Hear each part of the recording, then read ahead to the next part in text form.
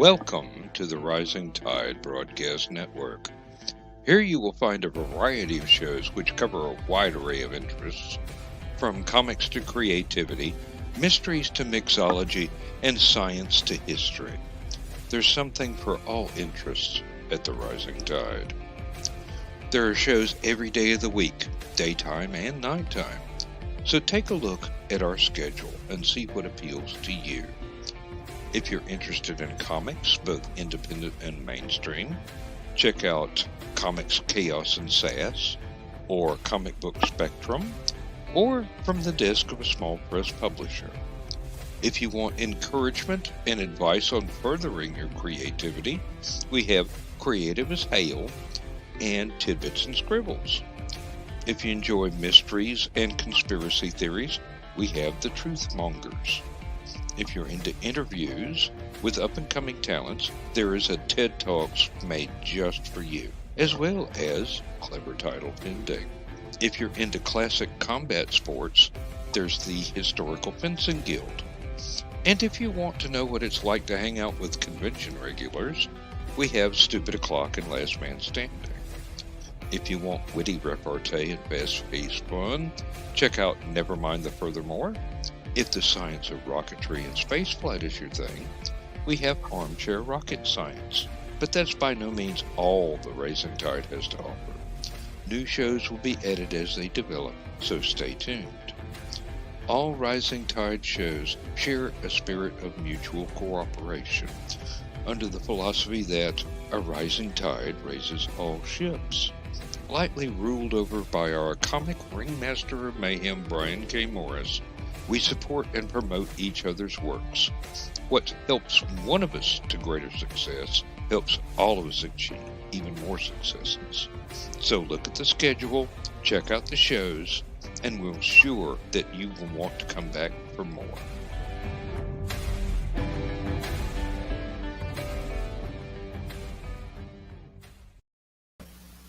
Hi there, I'm Dan Hollifield, and welcome to Last Man Standing.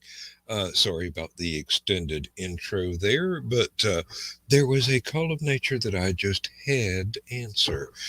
And we have with us tonight Bill and Josh, and everything is going just fine. We had a great show on Stupid O'Clock. And Chris will be with us here in a little bit. He just got home and I sent him a link to the show. So he'll be joining us shortly. But right now, let me bring on Bill and Josh. And good evening, gentlemen. Welcome back. Speak. Sorry about the urgent call of nature, but that's one of those things. And we already have 2 viewers here, so let's see, one on Aphelion and one on my YouTube. So hey, we're doing good. And I've shared both shows on my Facebook page, so that would be from yours, I believe, both of them. I've done shared it. So. Well, thank you very much. I appreciate it. I keep having to readjust the covers of old leather chair here. Yeah, you keep bringing that screen up closer and closer. I'm like, I'm going to have to scoot my chair way back. No, this is just because there's only 3 of us here. Right. It's zoomed in. As soon as Chris shows up, we'll go to 4 squares here. Go back like this. We'll play 4 square. Hey, and we've got Ace. Hi, Ace. With us again. Hey, Ace. Howdy, Ace. And good to have you here. Thank you very much. We kind of got off on a one of those tangents that actually shows up in actual conversations. Real life tangent. Yeah, really. And that's one of those things where this is great stuff actually, because this is exactly what a conversation at a convention would have been like. I mean, you start off on one subject and 5 minutes later you're talking about pygmy elephants from 50,000 years ago or whatever. Papua New Guinea. Yeah, really. And the next thing you know, you're talking about what people can do with corporal lights. And if you know we what a talk corporal light about is, the only thing you can do with it is pick it up with a set of tongs and maybe subject it to some chemical tests. we talk about everything from acorns to Zappa. Yes. And believe me, coffee with chicory in it has ground acorns. That is the chicory. Mm-hmm. And Zappa is unfortunately still dead. We're waiting on a return. He has been booked for several conventions and concerts here. What was the one that they used to do on Saturday Night Live all the time? The first season, General Francisco Franco is still dead. Yeah, that's right. I remember that. Yeah, that was back when I actually used to watch. This just in. Yeah, really. I quit watching Saturday Night Live when they took the Muppets off. Actually, yeah, I love the Muppets on there. I will occasionally watch the Best of the Ed Sullivan Show on MeTV on Sundays, and they'll put some of the old Muppets. Yeah, no, they actually they had the Muppets on there prior to the Muppet Show, and back when they were doing the I can't remember what coffee commercial they used to advertise for back in the early 60s and mid 60s. Yeah. Oh yeah, I remember that. Yeah, that was from back in the day. I'm glad to see that that some of the folks from Saturday Night Live have gone on to bigger, if not better, things. And matter of fact, some of them have gone on to bigger and better things. But yeah, and as much as I dislike Chevy Chase as a person, and some of his humor later on got bad, there were some things that he did that first season that was pretty good, and the knocking on the door. Mm-hmm. And Ace, Gilda. You were on roll, Ace. You were on roll. Candygram for Mongo. Candygram. What? Candygram. And you'd hear the Jaws thing, dun, dun, dun, dun, dun, in the background. I know. There was a bunch of us from the UGA Sci-Fi Club. We watched those at parties on the weekend there on Saturday nights, and the only bad part about it was that it interrupted the music and the dancing and the conversations because we sat down to watch TV, and that was not a bad thing, but we were on a roll. But they had some good music on there too, though. Oh yeah, yeah. I was about to say that was where the Blues Brothers got invented. So wasn't that like some Belushi on that? Oh man, there was lots of different stuff. And who ever heard of Leon Redbone before Saturday Night Live? Saturday Night Live really boosted his career. You knew him? I had heard of Leon Redbone. I never did. Oh Lord, not ever before. We have like the first, I think it's the first 5 seasons of Saturday Night Live. It's like, I can sit there and watch it every other night. Mm-hmm. Yep, it was variable. Let me say, some stuff was really, really good, and some stuff was tolerable. Okay, I'm gonna have to think about this one, and it might not hit you till 2 or 3 days later that that was actually kind of funny in a really intellectual sort of way. Then it went to crap after that, like first 5 season, and then picked back up. I'll say, well, to me, it picked back up when it was Farley and that bunch. But yeah, typically though, from 1980 on, when the original Not Ready for Primetime players were gone, other than guest rows. You just had little bits and pieces of things. You had Eddie Murphy being on there, or Joe Piscopo. Joe Piscopo was awesome playing Frank Sinatra. And there, you had, like you mentioned, Chris Farley, David Spade, Norm Macdonald, and Norm Macdonald was a god. He was so funny. I'll take your word for it. That's all after my time. Norm Macdonald, he done so much, and he does commercials, but if you ever watch Family Guy, Norm Macdonald always played Death on Family Guy. And there was an episode of Death where he was coming to get Peter Griffin, but he was running after Peter and he tripped and fell and broke his ankle. And so Death was laying on Peter Griffin's couch, and Peter Griffin found out that while Death couldn't come get him, that he could pretty much be invincible.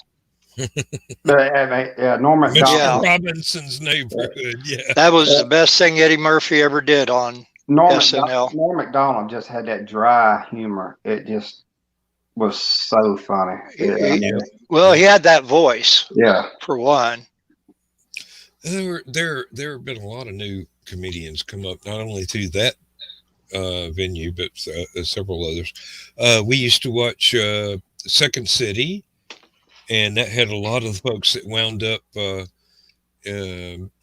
being instrumental in things like Ghostbusters and whatnot.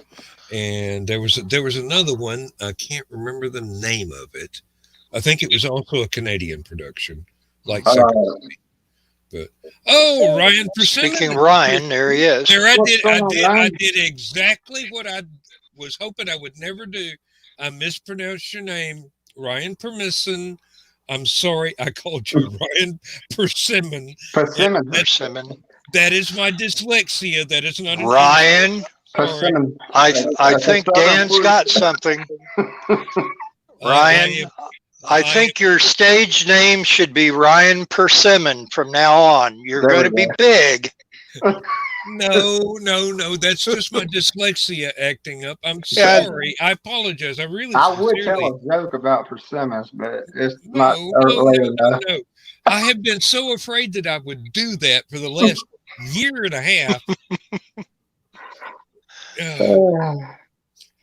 It's not that I can't read, it's that my brain doesn't work like everybody else's. It kind of puts things together sideways. Put my glasses on so I can read the comments. I've got my glasses on and it didn't help me. Well, I've got to go get glasses. I can't even read the comments. There's comments, sir. Yeah, I know. I see them. I mean, it's blurry. But Ryan, I know how to pronounce it. I've got dyslexia, okay? Permission.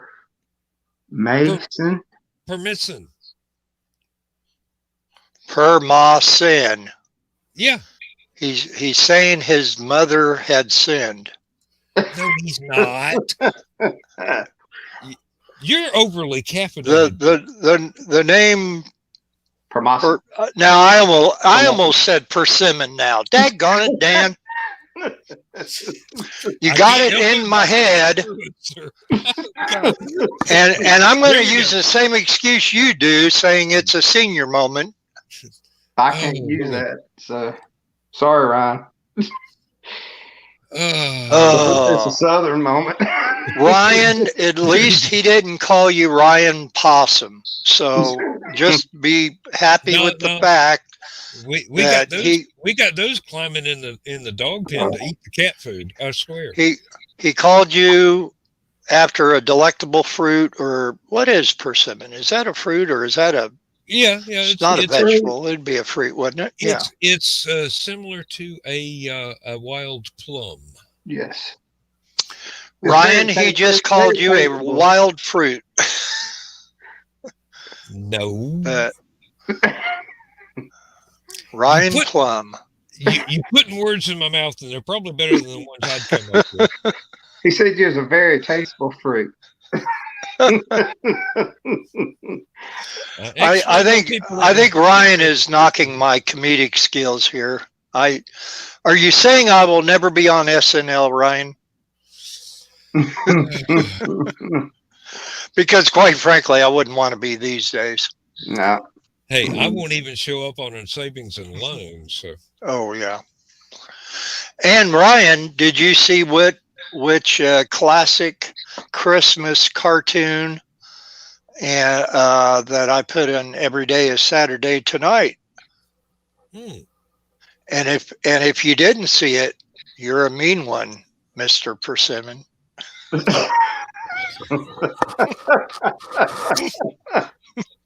I am so sorry I set these two off on that.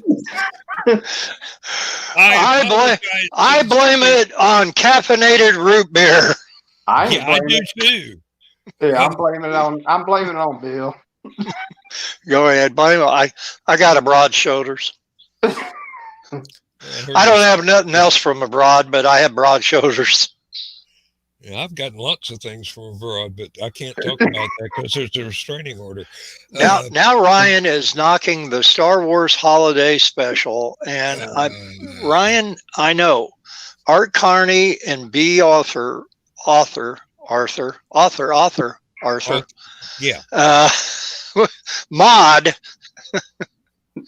Mod was on the Star Wars holiday special, but you got to remember what redeems the Star Wars holiday special is the animated Boba Fett. I almost said Boba Fett, and that's a jazz musician. Oh man! Well, I ain't had enough to drink. I ain't had enough to drink tonight. This is pretty good stuff. It's available at Menards. It's not Bubba Smith. It's Snuffy Smith. Bubba Hotep. Bill, you sure that's a good movie? That's a good movie, actually. And there is a sequel I've never seen. God, I won't see it. Bill, come on now. You sure there ain't alcohol in that thing, Bill? No. I don't. It's beer, but it's made from roots. I don't think Bill needs any. He'd be wild. I'd love to see Bill drink a little bit. But no. Bill stopped drinking when he turned 21. So has that been that long ago, Bill? Yes, it has. Yeah, that's been a long 2 weeks. Usually when I tell people that I stopped drinking when I turned 21, I just get this look. Well, I believe you. I didn't get that. I didn't give you that look because man, you've told me that before. Ryan, fat chance in hell. Yeah. Yeah. We're pretty boring otherwise, sir. Undertaker money on the chemicals that they're going to try and use and preserve my body. I'm already perfectly pickled, thank you. And I can walk. I wouldn't want to drive, but I can walk, and that's good enough. That's all I'm aiming at is functionality. I'll get on my lawnmower, Jeff. I'm pickily perfect there. Perfectly functional, yes. If I get a DUI, to be on my lawnmower. If I get a DUI, it's going to be in my lazy boy. I actually slept in mine last night. Oh, made her mad, didn't you? No. Nope, it's just that comfortable. You sit down, you kick your feet up, you put the footrest up, lean back, put on something you really, really want to watch. 5 minutes later, you're sound asleep.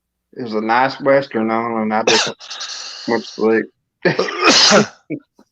Well, it must have been a boring Western if you went to sleep. No, it ain't. There you go, Bill. Oh, no. Checks in the mail. just wait until after the first of the year before you cash it, Ryan. But thank you. I Got to wait till that Social Security check comes in. No, all kidding aside, I appreciate. Ryan is a great promoter, and he's always sharing my pictures on other pages. And well, he's a good interviewer too. I like. Yeah. Bill, I like speaking. watching- well, we had fun on Willow's Pillow Talk, even though I was in the comments right there, and it's been so long since I've been in the comments on anything because of being so busy. I mean, the main problem I have is I have to watch stuff on repeat because that's work what hours. I do. Everything. So, I used to be up every morning that old BK was on there, and I catch him in the morning time. I don't. Now it's mornings are no longer available for me, and not because I'm sleeping in. I wish that would have been the reason, or a good excuse at least, but that's not it. And here you go, Bill. Where are them pancake pictures? Yeah, well, I ain't seen no pancakes in a while, you Bill. got a fan? Okay, You I will tell you, I haven't made my traditional Sunday pancakes for probably a couple months now. Yeah, you flat. Well, it doesn't mean I don't eat them. I still do. Typically, it just seems like we're out at restaurants at Cracker Barrel or somewhere, but I'm not eating them as often. And another reason why I'm losing weight because I'm not eating them as often and not eating other things as often. Yeah. Well, Bill, while you was talking about your art page and stuff, I told you Greg had started trying to sell his prints and stuff. Mm-hmm. I know you're in the art and print stuff. If you don't mind, one day this week or next week after holidays passes, if we can get up a group chat there and see if you can help him get connected, or I don't know how. Now you're talking about his photography. Yeah, photography. He does, yeah, and Greg does wonderful. Very Actually, spectacular Josh here does too. Although I haven't seen many of his lately, but yeah, I hadn't. Yeah, we can do that. Which we've been talking about doing which we've got a guy that's wanting to help us out do a website, but to do that on, but I think it'd probably be easier to do it through Facebook or something like that. Kind of like, I don't know, ain't that how you do it? While I'm talking about it, and while Ryan is on here, Ryan commissioned me a while back to do a photo of him and a co-host of his for a show that they were doing. And basically all I did, everything was through Messenger. And thank you, Ryan. And there's plenty of prints. I sold a Calvin and Hobbes, or going to sell a Calvin and Hobbes to Nita Lanning. Yeah. Right after Christmas, but I saw that exchange on the on one of the groups where everything was just cheap. I think we were in the green room or something. Yeah, that's right. She had just fallen in love with that, and it was a gift for someone. So, yeah. But anyway, no, the one that she liked, I have the original of it, and that's the one I'm going to sell her. There was another one that was a gift for Laura. That was Red Rover in bed with the little starship lamp the rocket ship lamp next to him on the table, and that's the one that made it on Brian Bassett's Red and Rover Facebook page, the official Facebook page of Red and Rover. Brian Bassett, the creator of Red and Rover, I'm friends with on Facebook, and he reached out to me and said, my wife and myself simply love this. Can we have your permission to show it on our Red and Rover Facebook page? And I'm like, my permission, So that was an ultimate honor to do that. I want to see it. Yeah. But the actual original sketch of that was a birthday gift to my bestie Laura, who I could not find my socks without. But anyway, but the other one, Nita, she hides I knew I did. I knew I had it, and I had to go flip through thousands of sketchbooks to find it, but I did find it. Back to you, Josh. The main exchanges that I do when I'm either being commissioned by someone like Ryan or like Nita, which you were out there in the green room that night. Basically, I just do everything through PayPal. You have a PayPal account set up. That way, if they pay you through PayPal, you see that on your end that it's confirmed. And of course, they see it that it's confirmed that it went into PayPal. Mm-hmm. And that keeps everybody on the up and up, and it keeps everybody alert on things. And then you go off and send off the original sketch or the print or whatever it is that you're sending, and which typically would be prints in Greg's case, for his wonderful photography that he does. And it's pretty easy to send it out that way. And then being that his are prints, and because of my sketches and that you're talking something that is, you don't want bent or anything. I found the 9x12 cardboard mailers, really nice. You can, typically what I do, like when I sent the one off to Ryan for the Geek at Birth podcast that they do, I put it in an acid-free comic bag with backing boards in there, and then the actually on the front of the 9x12 cardboard mailers already have the do not bend warnings on the front, and then the flap just folds over, and then you peel the adhesive part, and it's a very good adhesive. You get them for right around 94, 96 cents at Walmart in their where all their mailing supplies and that are. And I just go every once in a while and buy about 10 or 12 of them, and that as needed. Yep, I wish they had these print services back when I was actually selling my oil paintings. Yeah, there's stuff I've sold that I don't even have a photograph of. I wish I did, but that was back in the day when there was no such thing as a digital camera.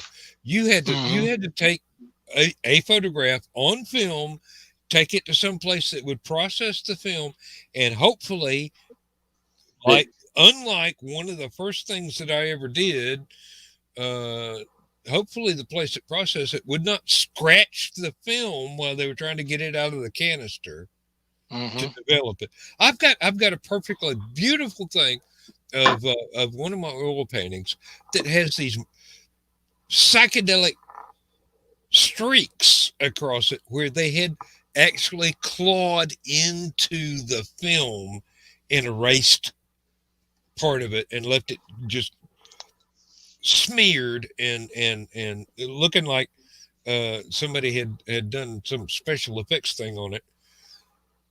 And that was the only photographs that I had of the darn thing for years and years and years, till I finally went and visited the person that bought it from me. I got to take digital photographs of it, so I've got digital copies now. Hey, Chris. Hey, Chris. How y'all doing? Oh, we're doing great. Doing good. Well, for a given value of great. We're all highly caffeinated and Looney You're highly Tunes as ever. caffeinated. I'm yawning. I'm highly alcoholated here. I'm And hitting the hard stuff. there you go. I think Bill's got you beat. Caffeinated root beer. I've never had caffeinated root beer before. And it Well, you shows. Let me tell you. Bill Yes. is about as hyper as I've ever seen him before. And Ryan, you're right. PayPal is quick and easy. And thank you for your And compliment it's on the very peanuts. dependable as well. Yes. Yeah. Actually, Ryan, stay tuned tomorrow for my sketch, and I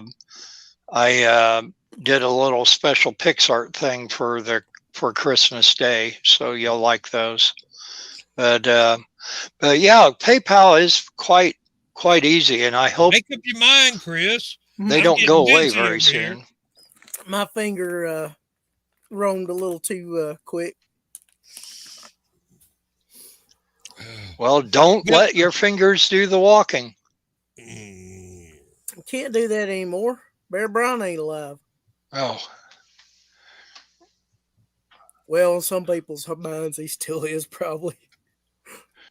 Chris's fingers doesn't I do ain't the walking. touching that line. No. Ryan, yes, PayPal is wonderful. That is how I get paid for anybody that buys any of my music that's over on Bandcamp.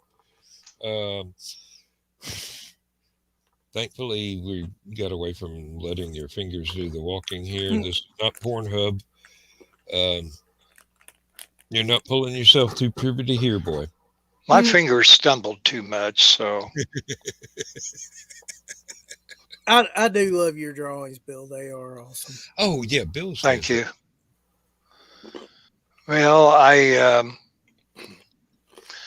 got a New Year's resolution. I haven't done anything new for almost 2 months, simply because I have so freaking many to show, and a good way to sell them is to keep showing some of the work that you already have, and so anyway, that's what I've been doing the last couple months, is the over 400 plus sketches that I've already done. Yeah.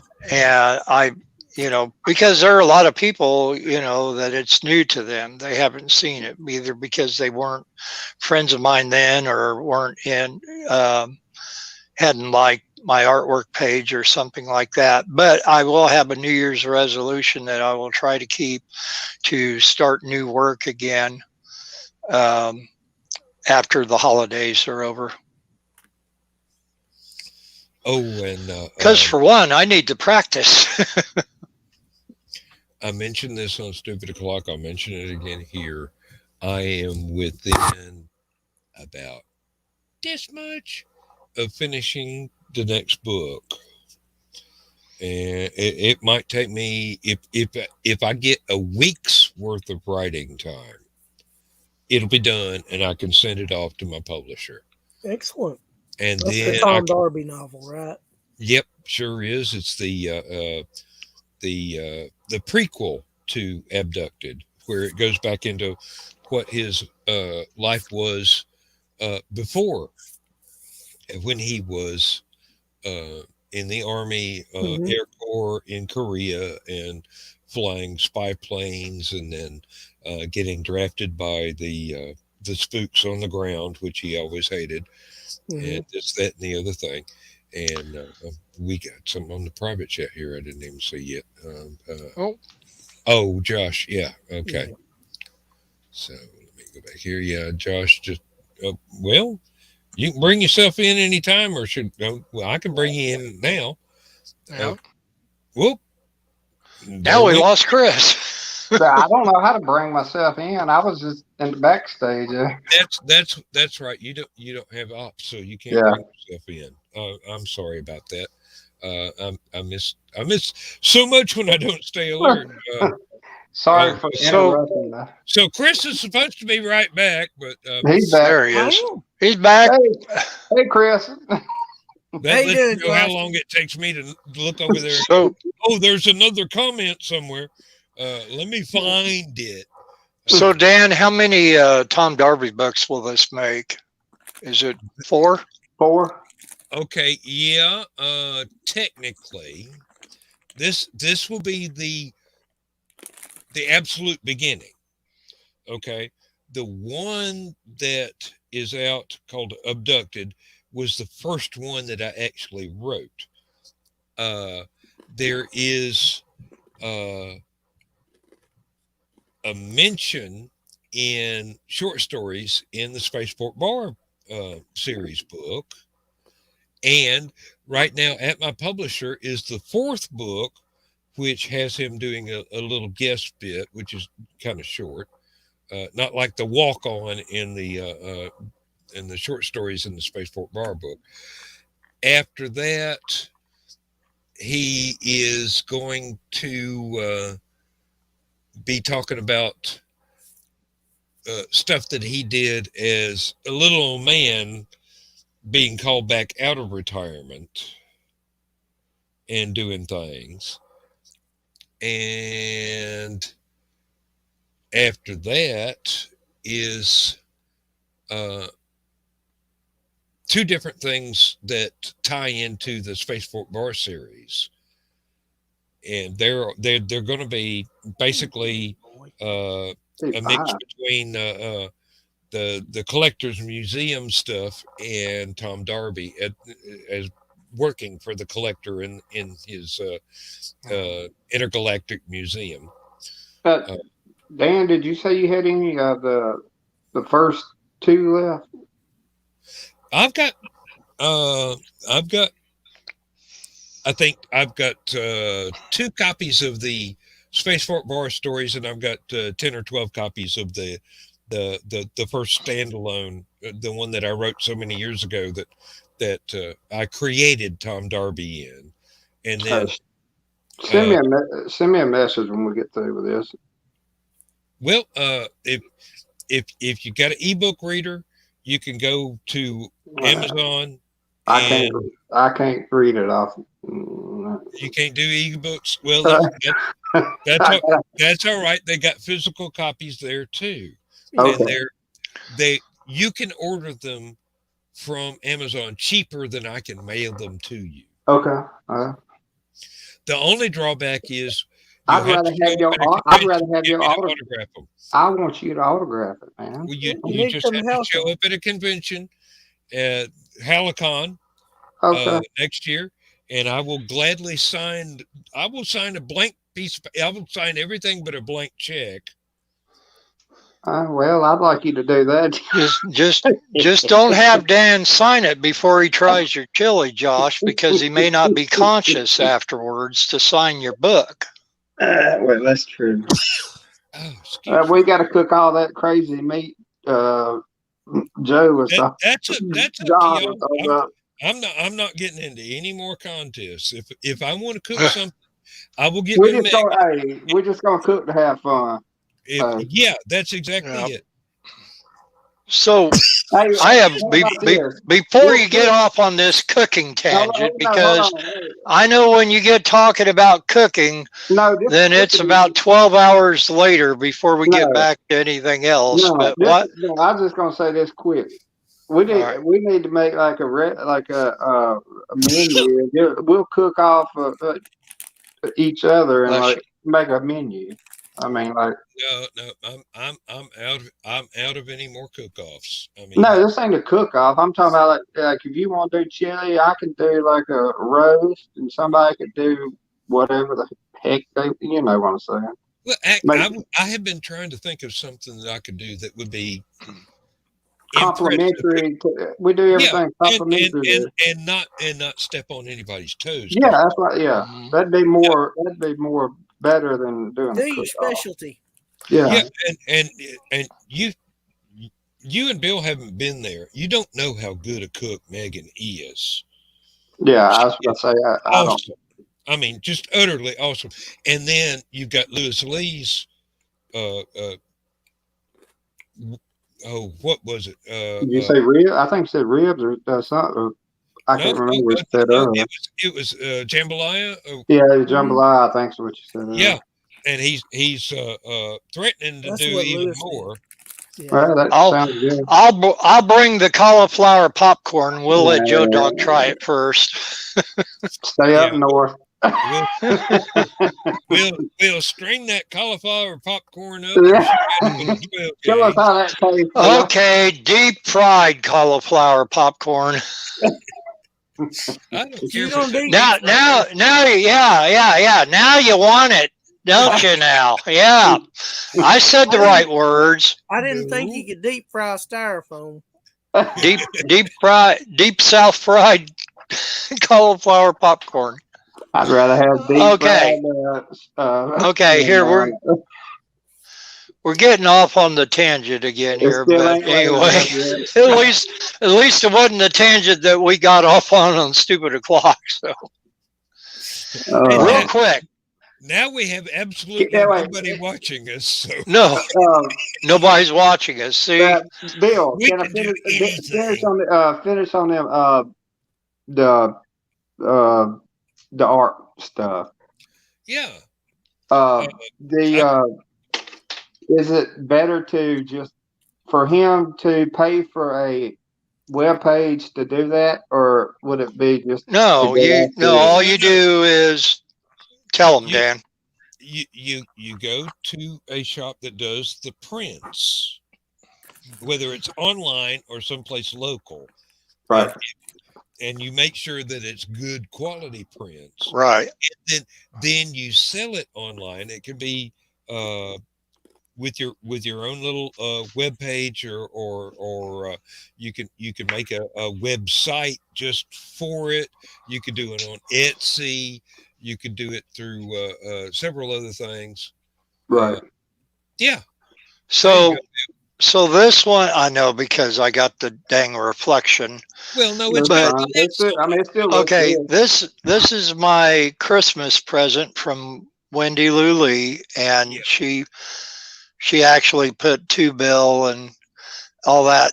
Now this actual print that she did. Now I provided the frame, but the print that she did, I believe, came from Walmart, and they're good prints. You can I think they're gloss finish. If you want a matte finish, you might have to go to Walgreens or somewhere like that. But you can go and you can get them done rather cheaply. Yeah. And you just you get whenever somebody requests one. Don't order a whole bunch. Yeah, I was about to say when somebody orders one, that's when you do it. That's you just go and have it done. I mean, that's the way we're doing with our tumblers and exactly. We're instead of filling up your garage with stock to sell later. Yeah, when somebody orders one, you go get it done and mail it to them. See, as you notice now, Dan sits in a nice, comfortable chair. He used to sit on a stack of his books because he ordered 500 at a time. But no, well, I was about to say, we're about to start. I just know this. I just know the old stories about back when there was one fellow that was a really huge H.P. Lovecraft fan, and he created his own publishing company to put out H.P. Lovecraft books because nobody had ever heard of H.P. Lovecraft unless they read Weird Tales back in the 20s and 30s and 40s. And this guy had his garage full of books, and eventually he sold them all, but he had thousands and thousands of copies because that's the way the print on demand back then sort of thing worked back then. Yeah, you had to buy thousands of copies and sell them off whenever, and you eventually made your money back, but it might take 20 years. And nowadays, you can just go and say, hey, I want this, print me 2 of them, or print me 5 of them, or print me 1 of them, and you pay for that, and you pass the cost on to whoever's buying the print plus the postage. And see, well, I was going to say, well, the guy that's going to do our T-shirts is going to do long sleeve T-shirts, a black and white, and a long, just a regular T-shirt, black and white. It's just going to have that logo decal that I sent you, Dan. Yeah. It's going to be the pocket. Yeah, that'll be the pocket. That's going to be on the pocket. Yep. Oh, let me get it centered. It probably won't be that big, but well, no, this is the window decal for a car. Yeah. But yeah, it's going to be made to order, and yeah, we might make $5 off a shirt, but Now, are you going to do a design on the back as well, or just the front? Just going to be on the front. Okay. And like I said, on the long sleeve ones, this may end up being more. That might be down the road a little bit. Yeah, to do the United Weather Network down one sleeve, kind of like how Carhartt does with their long sleeve T-shirts. And I don't know if I asked Dan about this last week or not, about the kind of co-sponsorships and stuff like that we're doing. Like, we're giving free advertisements out to certain, like the guy that's doing the T-shirts for us. Yeah. Now, he's not charging us nothing to do these, which he's making his. I know he's making his cut. Yeah, he's making his cut, but we're promoting. He's got to buy the shirts. Yes, that's what I was about to say. He's got to buy the material to make. And he's making the actual shirts himself. Yeah. Now, what kind of shirts did you check into the quality of shirts that he's getting? They're Gideons, so that's good. Gildran. Yeah. Okay, yeah, those are good. Yep. So yeah, I think it's like a pre-shrunk 50-50 blend. Penny or something. Yeah. Right. I mean, give me good on the tumblers. So I mean, we're giving him free advertisement, and he's giving us free advertisement on top of that, and we're both having. So the thing is, Josh, with your T-shirts and tumblers and that, if you were to go to Hallowcon next year, there would be opportunity to have you print some, just not to sell there, but to show as a display, hang up, and say, if you would like these, we can do this pre-order on it. Here's my card. Get in touch with me for details. Yep. Well, or you could buy a vendor's table. Well, I was about to say that. Right. Here's a new sponsor. Yeah. Now, I was righteous felony jerky. Now, Dan and Chris, since you two more knowledgeable about that with Hallowcon, if he bought a vendor's table, okay, he set up a couple T-shirts in the back, maybe one. Are they all going to be the same color, or can they pick colors too on the T-shirts? They would have to be. He would have to bring a supply of pre-printed shirts. They wouldn't be able to be done. Well, but yeah. But what I'm saying is, I'm asking Josh, if one were to order a T-shirt, would they be able to pick and choose the color of it? Yes, they can pick and choose whatever color they want. It'd be black, white, long sleeve T-shirt, black and white, short sleeve. That's what I'd bring, and they could pick whatever size, and I could bring a couple sizes, whatever sizes I would buy them and just bring that with me. I've got to tell you, fandom kind of goes from large to extra large to Oh, extra. Yeah. I know Bring yeah. the bigger I was about to sizes. say, hey, I'm Yeah. in the South. Yeah, you might sell a few mediums, but They ain't gonna be no. Yeah, I know. They be the they be smalls for and the extra smalls ain't happening unless they're kids. And you It's say gonna they be might have the kid size. No, their kids are that big too. it's gonna be XL to double X to triple X. Okay, so well, yeah. Dan and Chris, a question to Dan and Chris. Okay, could he do this? So if he brought a t-shirts just to set up as a display, not to sell, but say of the short sleeve in the black, long sleeve in the black, or maybe one of the other colors, and then show a selection of the colors.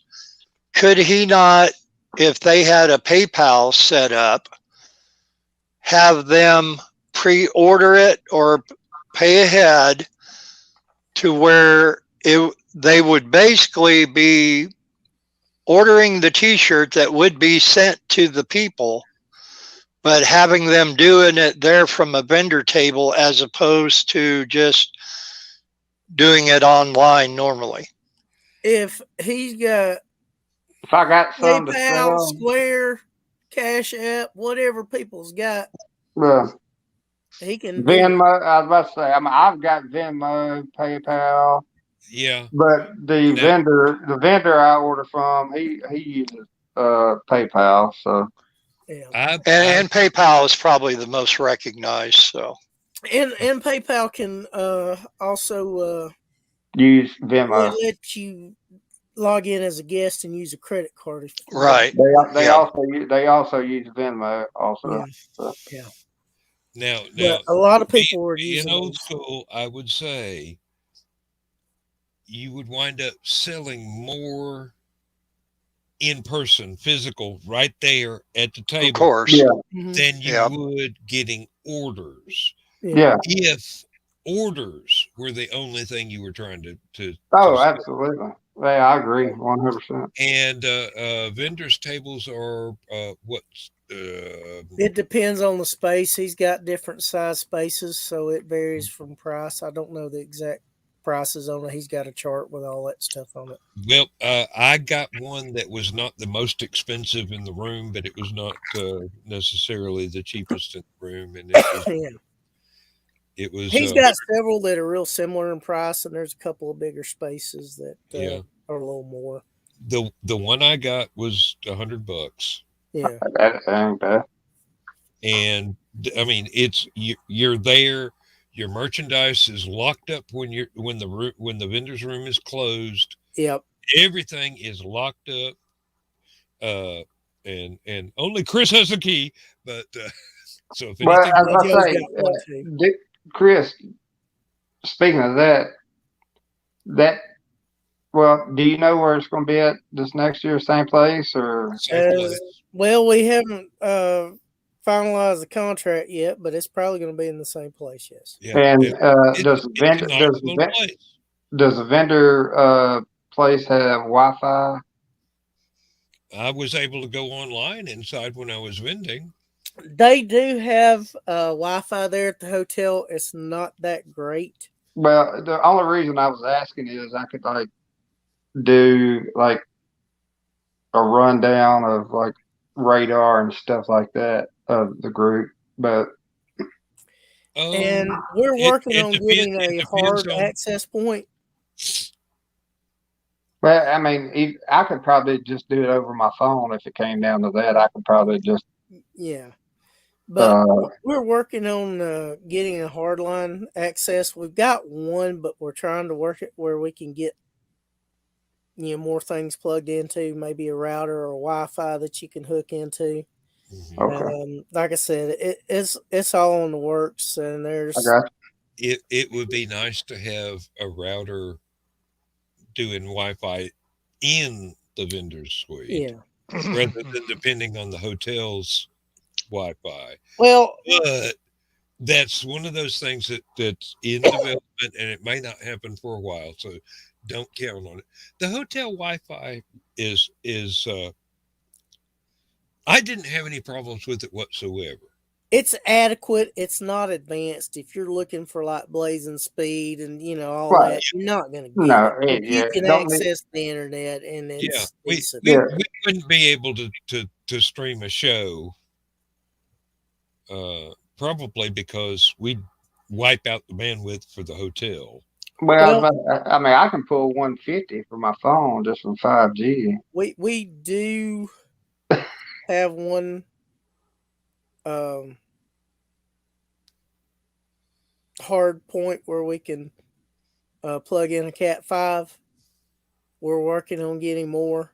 Like I said, it was kind of It sounds like they need a just to get that done this year. Sounds like they need a repeater in there. What they need. Well, no, that the Wi-Fi went all over the hotel, but the one Cat 5, the hard point to plug up a Cat 5.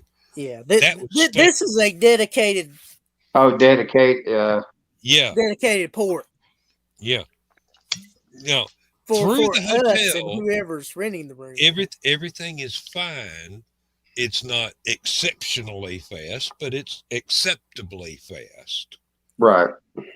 Now, I wasn't trying to stream anything, but I was able to access everything I would normally access from my room or from the vendor suite or in the dining room, whatever.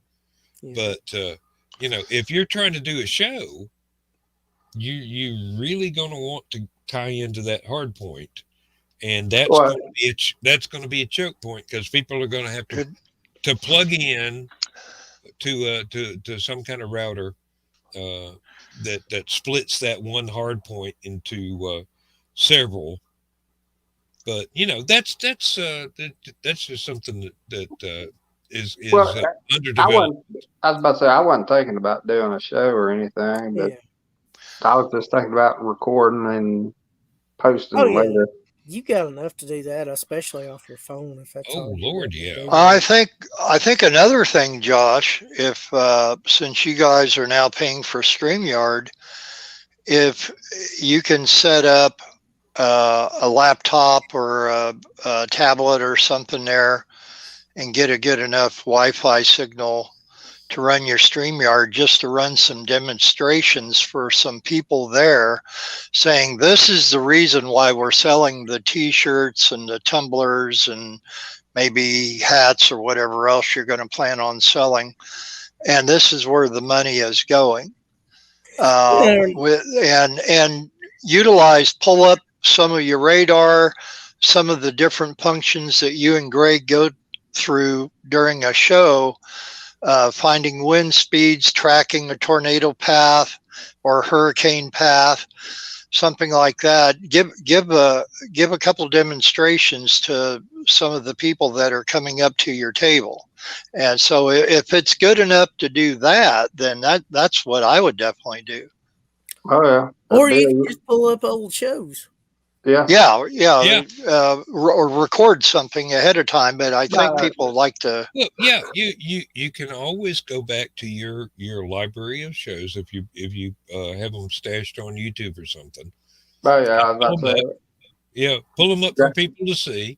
Got that Mayfield, Kentucky one already. So. I have a friend that's his hometown, and he's really upset about it. Well, get ready for some between the 28th and the 1st. Well, they had some down this solar storms. It's probably gonna get rough. Unfortunately. These things happen. I've got a friend who was on a TV show, and she's from the Philippines, and you know what happened to them just recently. She's desperately trying to get in touch with her family, and everything is so clogged she can't. So, It's just there are hundreds of thousands of people trying to find thousands of people in a place where everything got knocked flat. So, it's just it's one of those things where, and you might want to address that in a little presentation about why it is so difficult to get in touch with somebody that it is a victim in a disaster zone, or might be a victim in a disaster zone, and they might be perfectly fine, but communications are really tough because stuff got destroyed and you can't get through. Well, see, that's one thing we have been looking at is communications during the disaster time, and there's really no answer to it. No, that's a humanitarian thing. Yeah. I mean, like the thing me and Bill use, Zello. I mean, it's a two-way thing. It's like the old two-way, like a thing. But if you don't have cell service, you can't use it. So. Well, that's why they always relied on ham radio operators for decades and decades and decades. Mm-hmm. Power went out. They cranked up the generators and they kept people in touch with other people. I don't see that there's ever going to be an end to that. Oh no, that is just too much of a. I'm about to say, well, I mean, even then, if the ham towers go down, you still ain't gonna have service. I mean. Well, I mean, you can. That's what relays are for. And they pull up and they put up the portable towers. That's what I was about to say. Or even dipoles, which Carl, if he was in there, he could tell you how to make a quick dipole. Oh, yeah. And they go relay to relay to get through in areas. My granddad used to do that. Put up a balloon with a cable strung underneath it and use that. Yeah. I mean, it's not going to go anywhere. The storm's over. So basically, yeah. And that's one of those things. That's a technology that it's easy to improvise something in an emergency. You just got to be inventive. I was going to say, when that tornado hit here in 2011, we did not have cell service for 4 days. I mean, could not contact nobody with a cell phone. When the tornado went through my neighbor's yard, 2 driveways up, I mean, within 100 yards of my house, we were without power for about 12 hours and without cell phone service for about 2 days. And without internet for about the same 12 hours, because the internet was up at about the same time as the electricity came back on. Well, the power was out where I used to live for 2.5 weeks, which we never went back over there and lived. Well, they wasn't nothing left. But. We didn't have anything huge, but you wouldn't know it to look at my neighbor's yard and see how many trees are down. I mean, their place got scrubbed. And all these people, see, this is not being political or anything. People that don't know weather or anything like that, the magnetic poles are shifting. And that is causing a shift in the weather. We'll just say the weather action. That's why most of the worst weather is shifting to the Midwest, Bill, and Southeast. I'm sending it right back to you. No, they got some solar storms They got some solar storms going on in the sun right now. Actually, they said it's supposed to improve our view of the aurora borealis coming up here in the next few days. That's not necessarily a good thing. That just means we're getting a great, huge amount of raw electrons and protons. Yep. Some nice radiation. Go outside and stand there, Bill. Everybody knows what happens when you get the sunspot activity kind of gets up. That's going to be another earthquake. I'll be right back. The end of Tornado Alley anyway here. Yeah, Midwest is not southeast end, I should say. Yeah, southeast diagonal. Southeast. The other thing is that we are apparently at the end of a very, very, very huge minimum of solar sunspots. So now things are going back to normal. Yeah, and they might be getting a little extra normal, just trying to make up for several years of not having it. Yeah, I think it's what is it, 11 years or 13 years? 11 years is a normal cycle, but that's only one. There are several cycles that overlap. There's one that's I think there's one that's 11 years. There's another one that's totally different. That's more than 22 years, and then there's another one that's like 100 years, and then there's another one that's like 1,200 years or something like that. When they all cycle together, that's when shit gets real. Oh yeah, because you get this, all of a sudden you get this peak of all of them at the same time, and stuff happens that can really damage electronics just from whatever's going on. Plus, you've got the normal variations in the Earth magnetic field, and the fact that the magnetic poles have been drifting slowly. They're drifting faster. Drifting eastward a whole lot faster than normal. The south one, I don't know. I haven't seen any research on that one. I know that north one. I assumed that it was going the same way, but knowing magnetism like I do, I wouldn't be a bit surprised if the one at the South Pole stays still and the one at the North Magnetic Pole just decides to go to Norway for vacation and come back.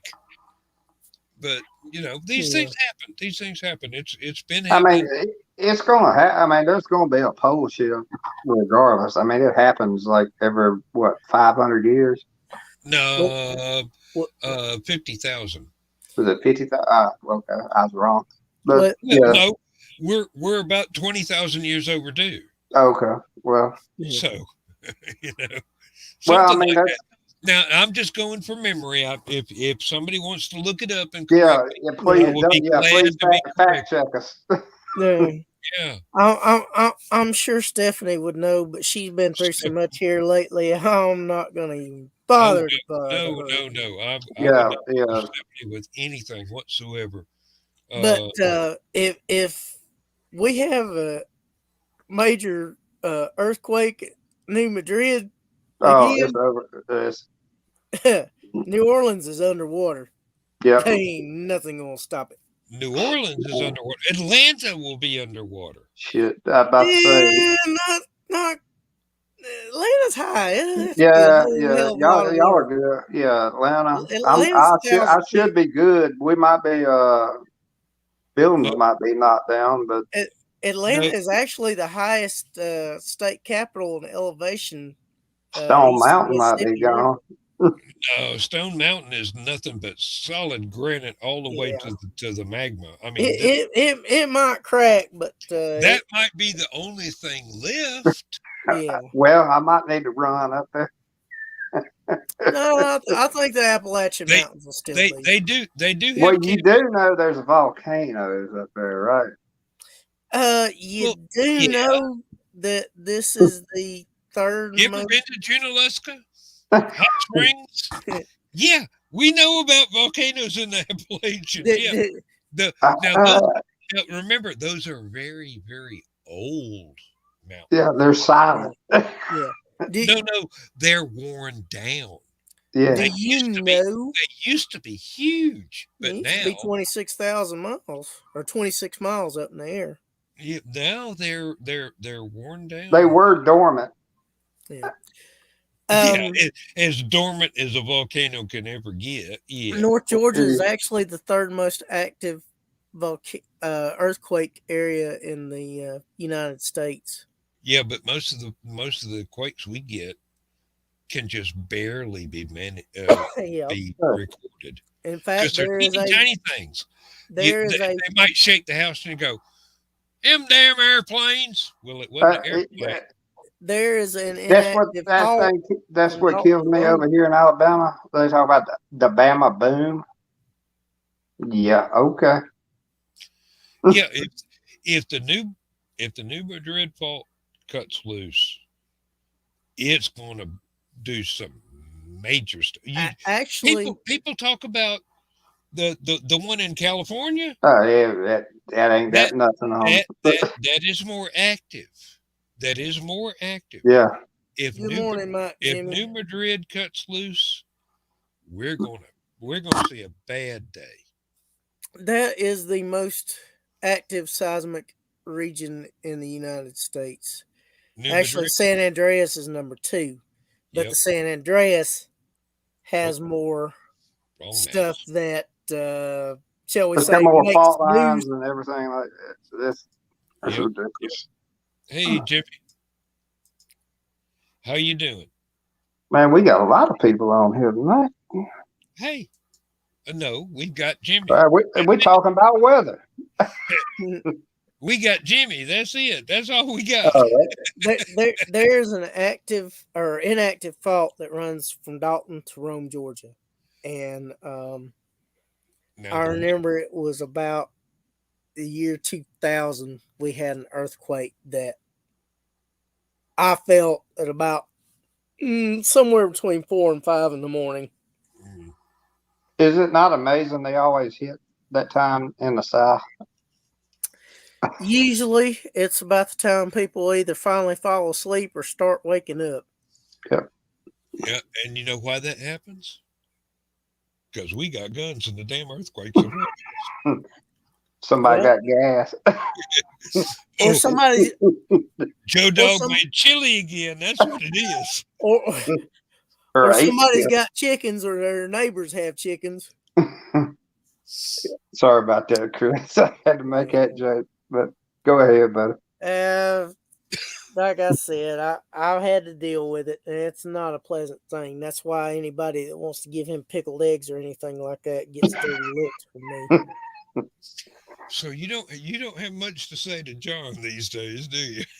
I like John, but he's a jerk about some shit. Yeah, well, it's Joe Dog shit, so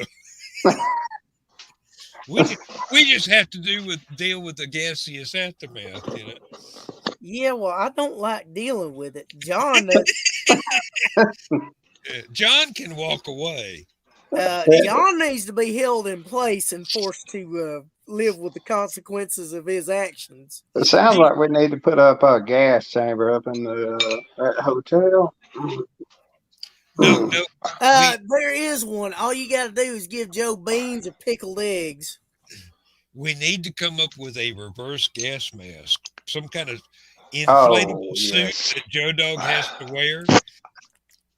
And whenever he lets one go, it inflates a little bit more, but he's the only one that has to suffer. So. John would hug you. You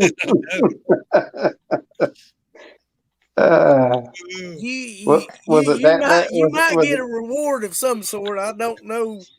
I'm a married man. I don't collect rewards. I ain't talking about from Donna. I'm talking about from other folks. I don't collect rewards from other folks either. I'm straight. Was it that bad? Was it that bad, Chris? Oh, have you ever? You have not. I'm not talking about those kind of rewards. They might be. I don't know. Maybe I better leave again and come back in. I draw the line. You I don't draw want the to. line at hugs and thank yous. I'll We're give talking you an about- autograph. That's about. I wasn't talking about anything along those lines you were thinking of. We ain't talking about Catholics or nothing like that. Yeah. I don't know about that. There was some pagan women that were looking me over at Hallowcon. So, but they did understand that I am not in a poly relationship, so nothing ever occurred. So. Oh, pagan women. I thought you said penguin women. I'm like, hey now, they wouldn't be very attractive. Yes, they Bill. Bill. Just because they walk funny don't mean I don't like their hip action. But those black and white ensembles went out in the 80s. No, I don't. No. We ain't talking about nuns here now. unless it's none of your lip. Lord, I could go off on some tangents. Man, I remember a nun in school. Sister Kenneth. She, man, she was wicked with a ruler. Bill, I forgot. She wielded a ruler. Excuse me, Bill. Did you just say Sister Kenneth? Yep. Was that her Sister first name? Kenneth was her name. Is that? I was going to ask. Is that a he, she, or Sister Ray? Well, we never figured that one out. We knew she was okay. That's it. Mildly displeased by everything. If you weren't going to peek under the hassock, then I can understand. Well, that. we weren't thinking about that, but she was. I never seen her smile. I've seen other nuns smile, but never Sister Kenneth. And one time that I knew the reason why she wasn't smiling was because my brother and his friend snuck in Hustler magazines and stuck them in with the Newsweek and People magazines and Life magazines. Well, I know which ones were the most popular reading material. Let me tell you. People really were good back in the 70s. I do admit that. Although Hustler was not the most high quality of the adult magazines ever. They didn't have the best articles. Well, they didn't. They just probably couldn't get their hands on Penthouse Forum or anything. I would have worried about what the pages look like after they've been looked at a few times. I'm worried about Sister Kenneth myself, but hey, I'm just sitting here going. You do know most of the pictures from Hustler came from a gynecologist's office, right? Mm-hmm. So the nun from the Blues Brothers movie, the first one when they went up to visit her? Yeah, the penguin. The penguin lady. Yeah, she kept smacking him like that. That's kind of how Sister Kenneth was. I'd have shot her. Like I said, she wielded Bill, you going to hell. She wielded a ruler. Oh, I knew that a long time ago. She wielded a ruler like a ninja. I kid you not. Hey, you never saw it. All you saw was a blur, and by then it was too late. I took fencing for 4 quarters at the University of Georgia, and I do own several handguns. So most of these kids in our class, when she came after them with the ruler, they thought they could pull their hands back quick enough until they found out different. I kid you not. I don't know. I think she could grab a fly out of midair. Look on Kung Fu. Yeah, well, when she can do it with chopsticks, I'll be impressed. Yeah. Well, that too. Nope. I Hey, we had capital punishment at my school, so I ain't gonna say nothing. So. We had Catholic punishment. That was worse. Actually, I thought it was corporal punishment because capital you get down corporal punishment. Yeah, we had capital punishment at our school. Some of those kids. Hey, you might have had corporal punishment, but we had captain punishment in our schools. You had Miss Kenneth punishment. Yeah. Well, you should. What's the frequency, Kenneth? You should. Nice REM. Man, this show might go on all night right here with Miss Kenneth. Now my brother used to irritate another nun. Her name was Sister Agnes Angela. And I swear, no, these names, I know they sound like they come from a Cheech and Chong skit, but they don't. Lord bless. These were real people. And Sister Agnes Angela and my brother used to go rounds all the time. Hold on one second, Bill. God, Lord bless me. Hey, my dad passed away 1 hour away from, 1 hour away from now, 4 years ago. Lord bless me. I'm janking on some nuts. Go ahead. Oh. Lord bless. Go ahead, Bill. Oh, Lord. Starting to glitch on my end. Go ahead, Bill.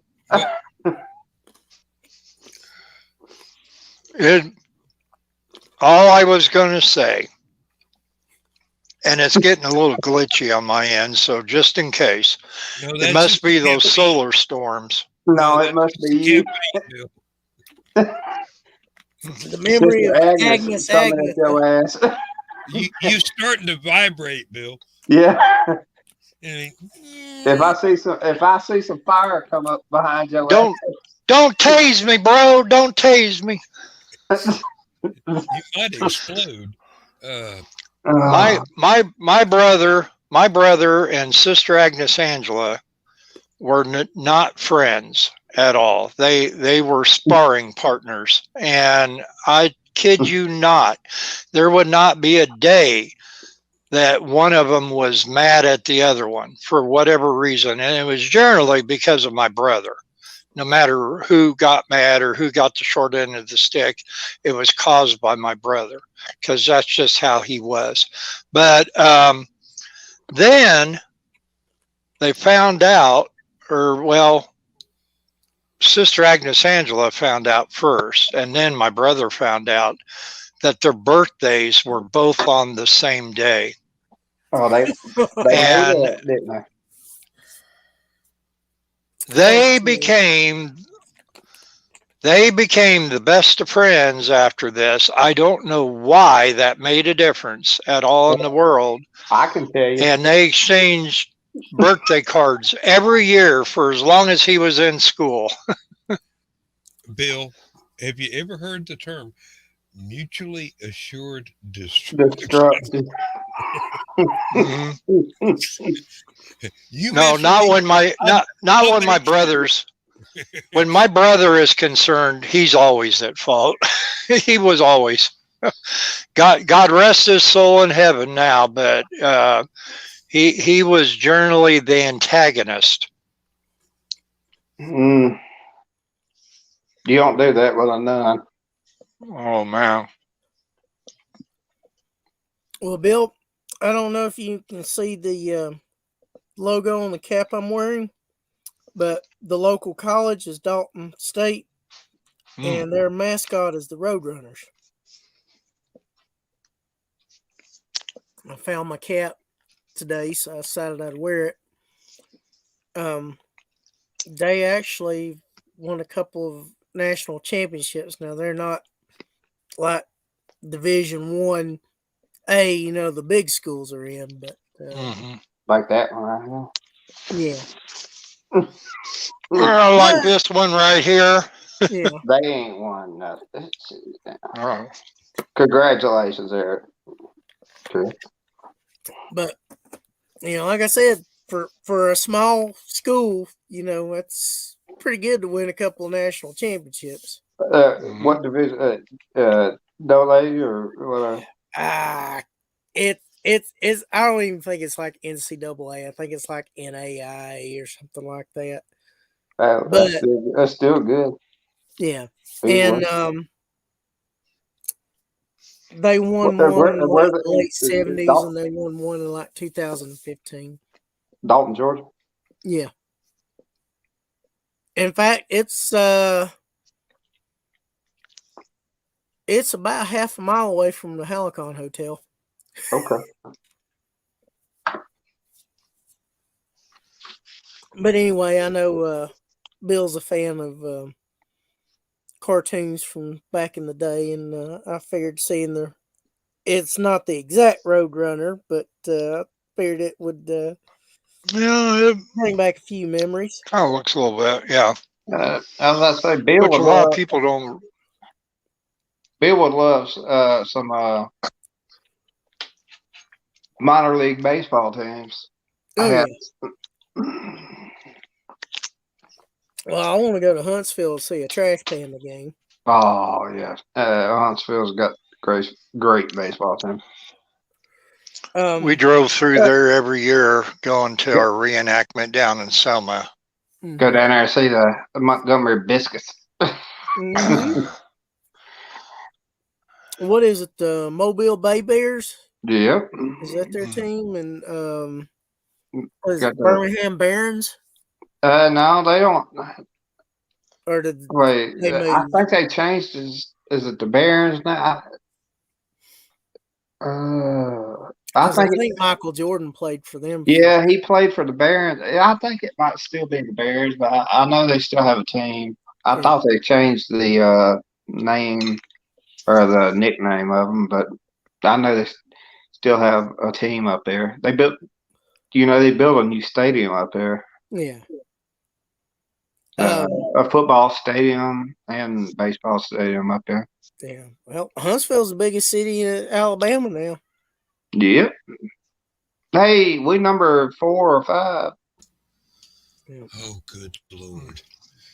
Oh, yeah, I'm bragging on being the biggest city. Oh, no. That one was worthy of Joe Dog. Lindsay made some pinto beans and oh, gosh.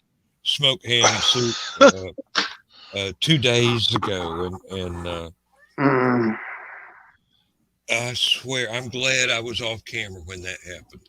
Yeah, you heard something up his back.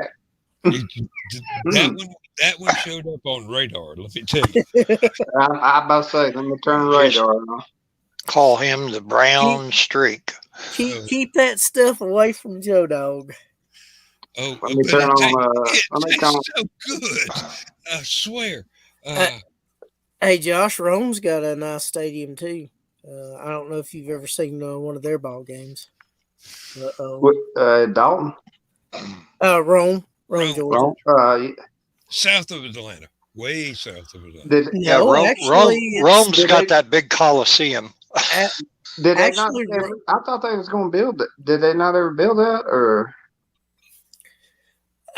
Rome has Rome, Georgia has a convention center that's called the Coliseum. They have State Mutual Stadium where the Rome Braves play at. Yeah. It's a nice ballpark, and so I know the Mississippi's got Braves. Rome is probably close to Gadsden. Yeah. Because it's northwest of Atlanta and southwest of Dalton. Yeah, I was about to say it's like in between, right, kind of close to the line right there. No, what am I getting confused with? South of Atlanta, Macon. Macon. Oh, Yes, thank you. That's the single A and team. Augusta. They're all on the foul line there. Well, yeah. Macon used. I don't know if it's still a team, but Macon used to be the single A Braves team. Yeah. I think Rome is either Mississippi That's and a double A, and no, actually, is it triple A now? I want to say Macon is double A. Gwinnett is triple A. Yeah, there you go, Gwinnett. Yeah. And I think Rome is A, and I think Mississippi Braves are double A. Right. Or I don't know what the classification is. It's like it's not like it's like 1A, I think. I mean, in Rome or some type of. They got that one team in Florida that I can never keep up with. Yeah. Well, I think some of the teams have started, like doing part ownership of a team where they don't have enough players to fill the roster by themselves, but the players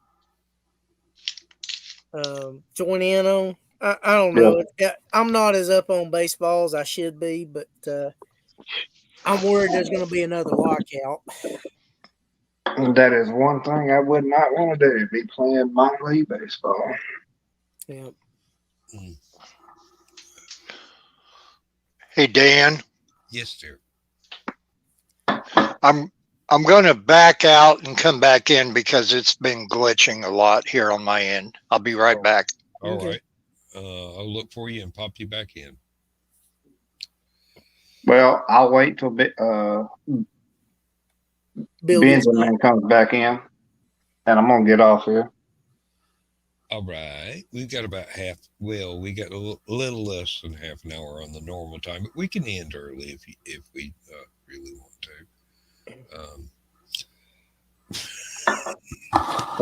Did you get to see my comments on Stupid O'Clock when y'all were talking about T-Rex and Mark Boland?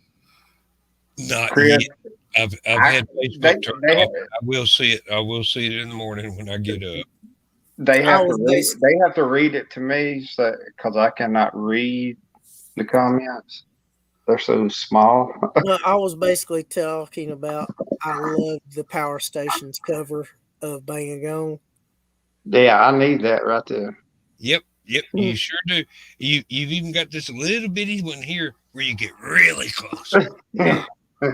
I use that for the state park quarters and state quarters and whatnot that I've been. Oops, wrong mouse. Let me get Bill back in here. There we go. Okay. Dan, I started. I've got started writing. You told me to do it. Started writing. I got like 2 paragraphs right. I stopped. I told you to do it, and I stopped because I couldn't figure out anything else. So. All right. You got to start somewhere. Yeah, but gentlemen, what you do is you sit there and you daydream, and then you write down what you daydream. It doesn't matter if it doesn't make any damn sense. You can fix that later. Yeah. Chapter 1. I'm listening to Dan, not you. It's just like a potter, they've got to shape some clay before they can form it into anything looking like a finished piece of work. And if it comes out and it don't work, you can always mash it back up again and start over. Yeah. Oh yeah. And if it doesn't work as a potter, try it as a kernel potter. And just say, when you mess up, just say Buffalo biscuits, Bill, Mule muffins. Bill, I hope they give you hell when I leave this. Because I'm leaving here right now. We won't, but he'll take it as given. I Bill, knew I'd he's make trying him to say go. you full of hot air. Look, y'all have a Merry Christmas. Merry Christmas, Josh. You too. We are I'm full doing of this Christmas cookies. We are doing this Saturday, Yep. right? Nope. No Saturday. Tomorrow. Oh, Saturday. tomorrow. Santa night? Tracker Tomorrow is Santa Tracker and the green room at the same and time. Green Room. Okay. Same time. Oh, Sound Lord. good. And So- I will probably be late for both because I'm going to be doing family stuff. So Okay. Yeah. Sounds I good. don't blame you. I would Should not be no I would would weather much rather tomorrow. be in the green room. Have you met my family? No, you haven't met my family. Let's just say you think I'm normal. Yeah, I have not, but no bad weather down this way tomorrow night. So Oh, please, no bad weather anywhere for about Yeah. 6 to 8 months. it's up northwest, Seattle, and Montana. So I need to go like kind of post that, but As Frank And- Zappa said, I might be moving to Montana soon just to raise me up a crop of gentles.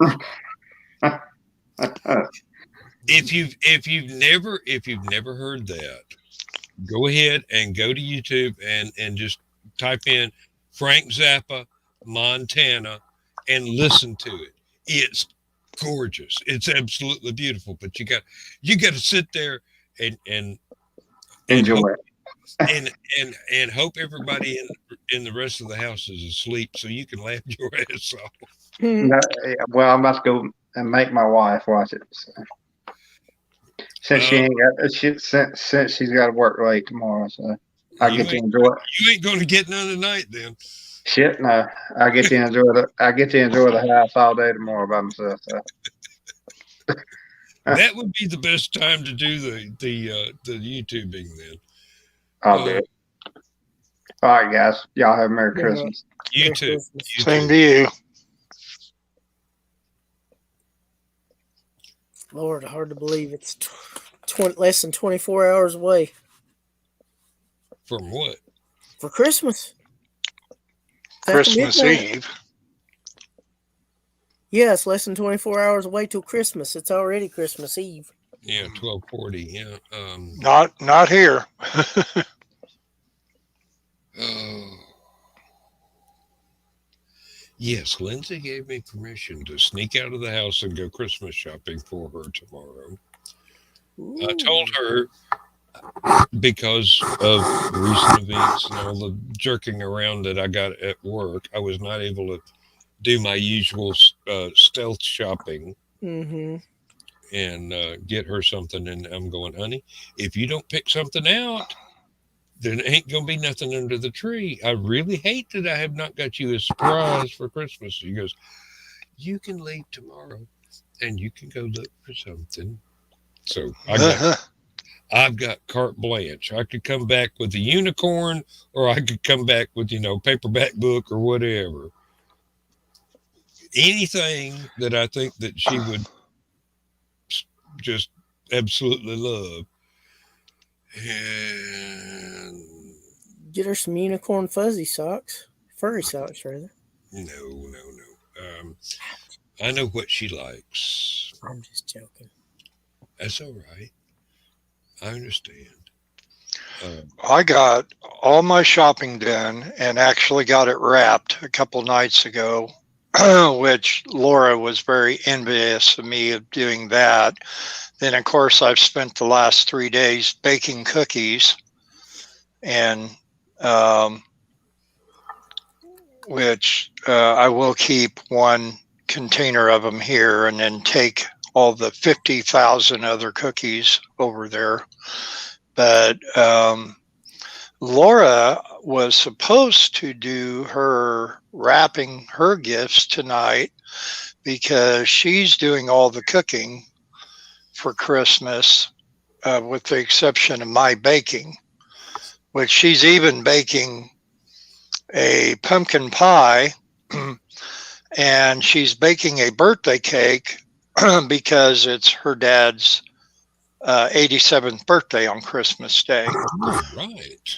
So that's why I wasn't bringing a Dutch apple pie again, because we've already had a pie and a cake. And I said, hey, what about Christmas cookies since it's Christmas? And she said, oh, that's a good idea. And man, I'll tell you, it's been backbreaking work, but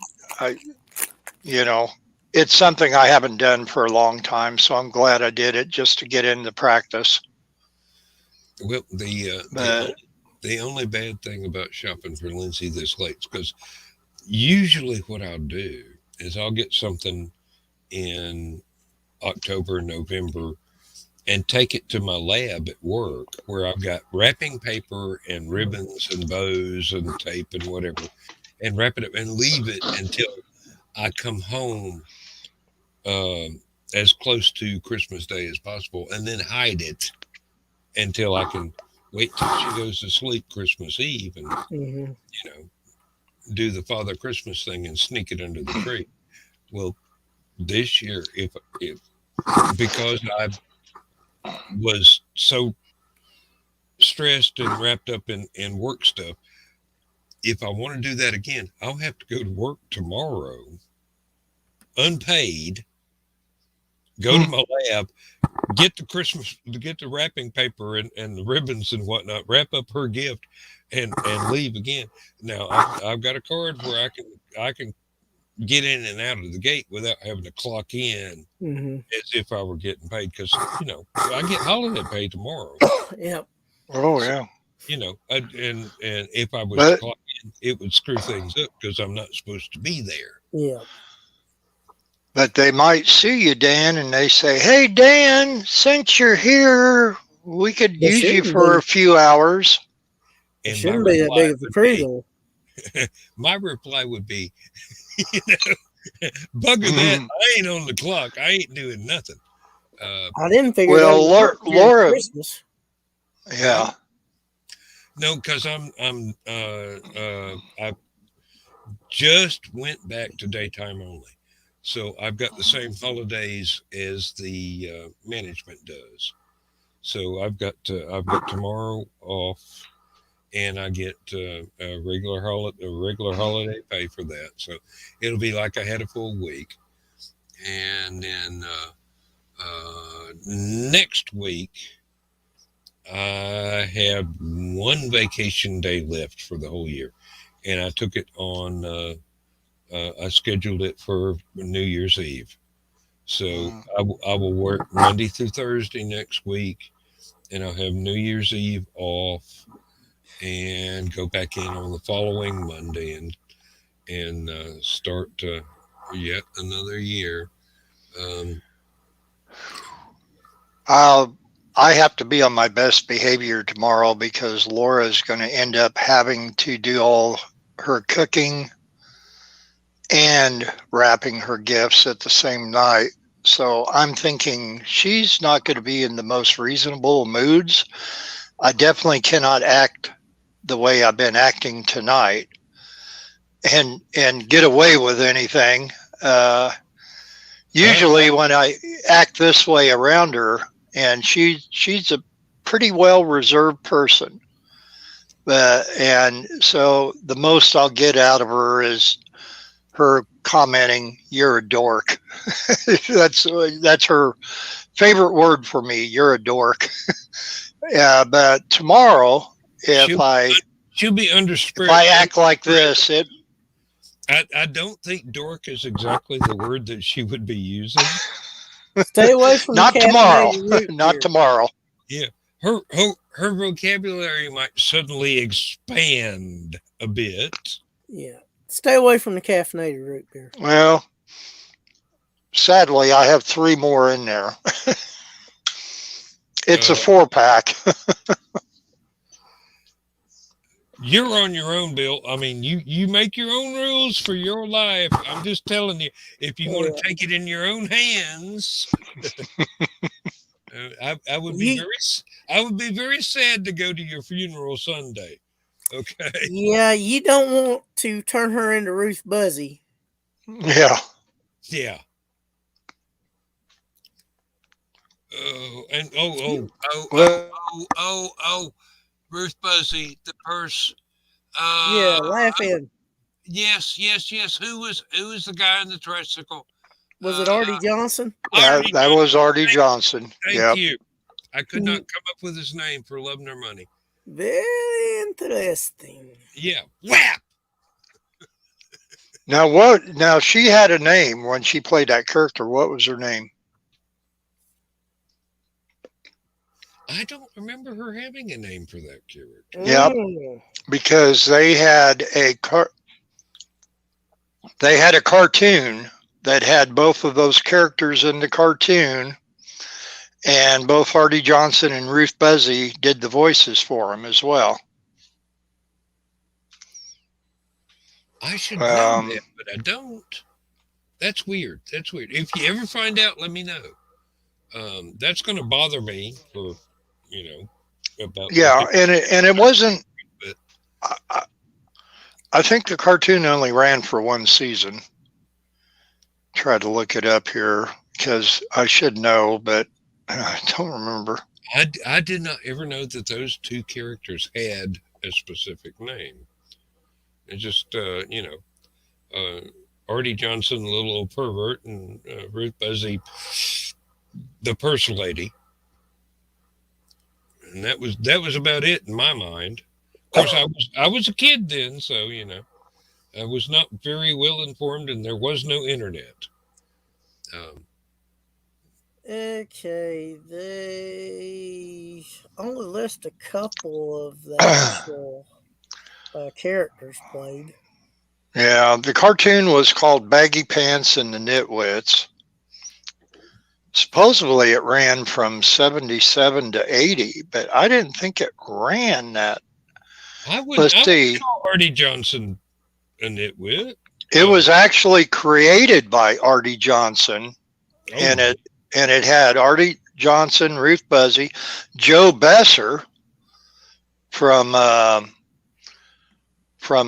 Three Stooges, Alan Melvin. There's another, from the Brady Bunch. Now, here's a really out of left field thing. I had been watching some of the old 50s sci-fi TV shorts that were like Rocky Jones, Space Ranger, and that sort of thing.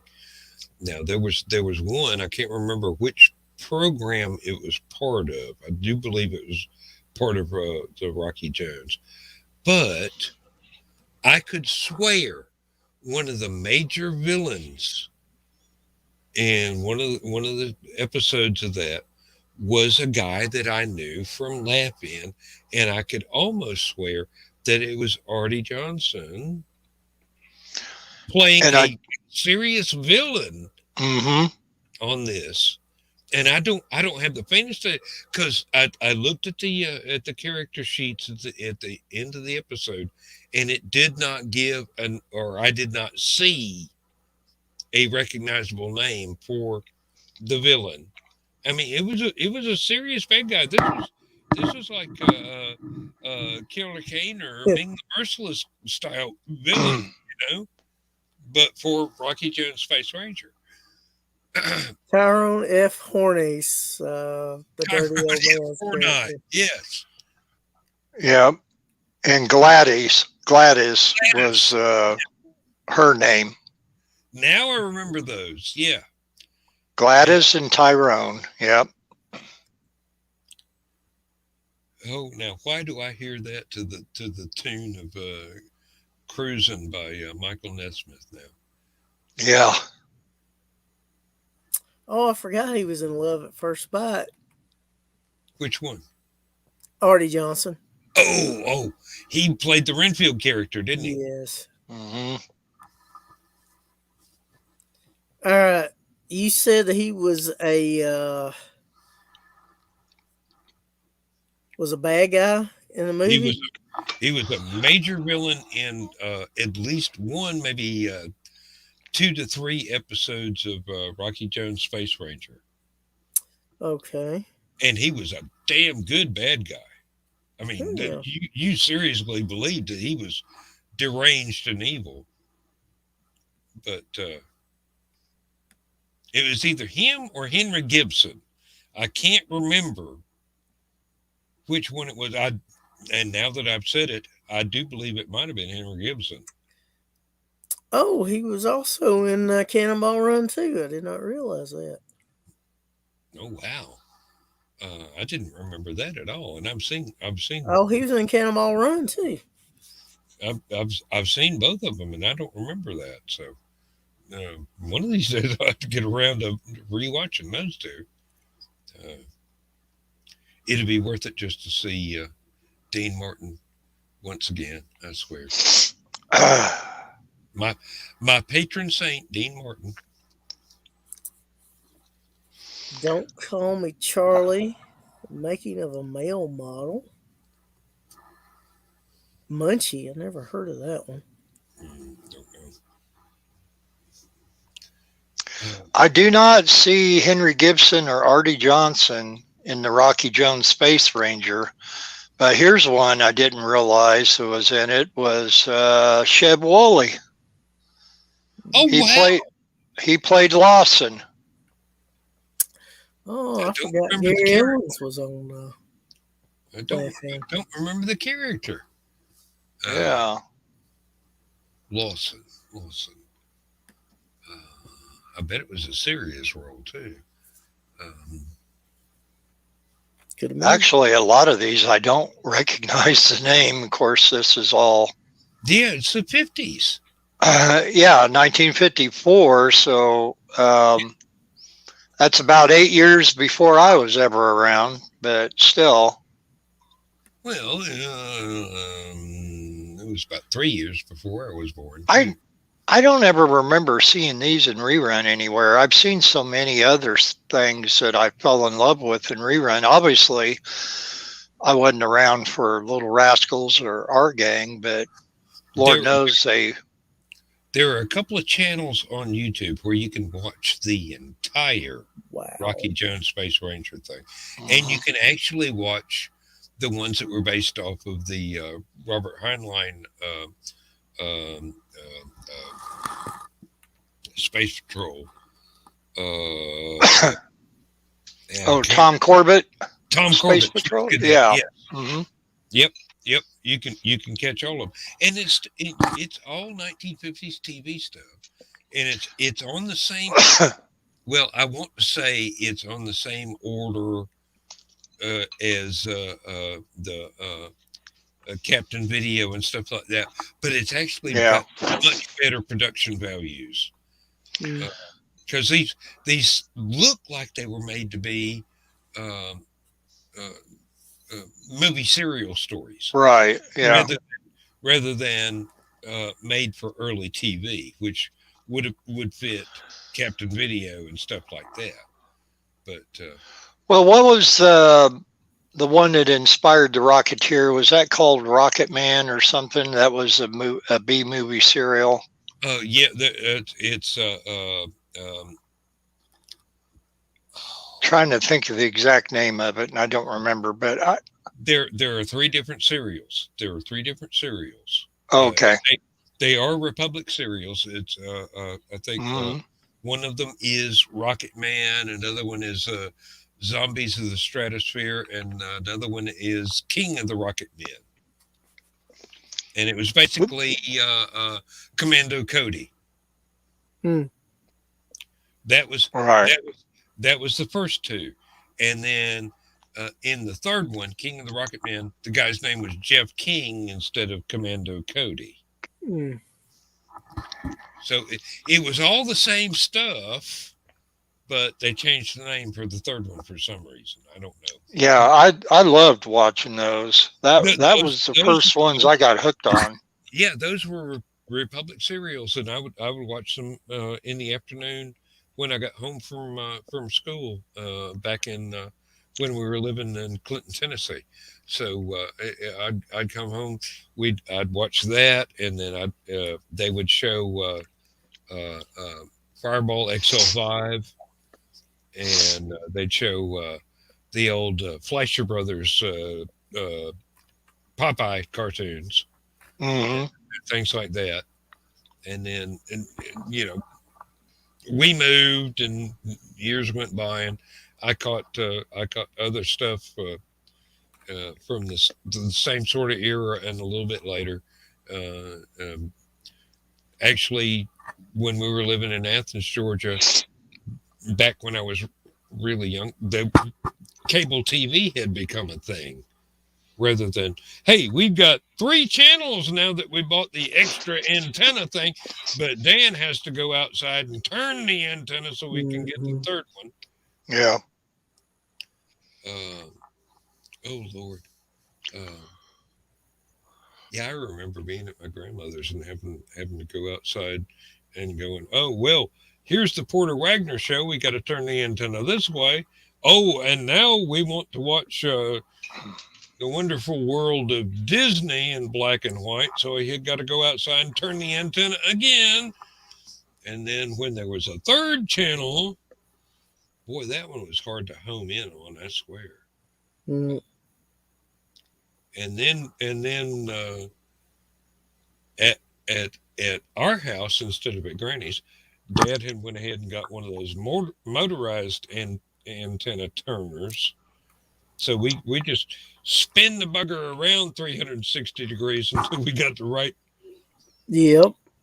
angle for every all 3 channels. Those were nice. Oh yeah. Hey, we had one of those back in the 70s, and we're able to pick up 15 or 20 channels. I mean, we got a lot of them. We got a lot of them in the regular 2 through 13. Yeah. But then we were able to go over to the other selector, not UHF but VHF, and get all kinds of things from North Carolina, South Carolina, Tennessee, Alabama. If you were really lucky and the weather was right, you could get stuff from Mississippi and Florida too. Now, my grandmother had one. This isn't it exactly, but it's along those lines. That is exactly it. You turn that knob, and it would go all the way around. And you turn. There's a light on the inner circle. There's a light there, and the light would go click into the direction you turn it, and then when it turn it, it'd flash it once, and then it'd be done. Now, the one my grandmother had kind of looked like this on the front, but the whole tuner box almost looked like a Barker Lounger chair. I kid you not. It was very strange looking, and I've been scrolling while we were talking, trying to find a picture of one because it was so odd looking, and I cannot find one, but that's the closest I could find to it. Gentlemen, we got 15 seconds. Oh. Yep. Merry Christmas. Y'all have a wonderful weekend. Yeah, Merry Christmas to you. And folks, if anybody's listening, don't forget to tune into the Santa Tracker tomorrow night.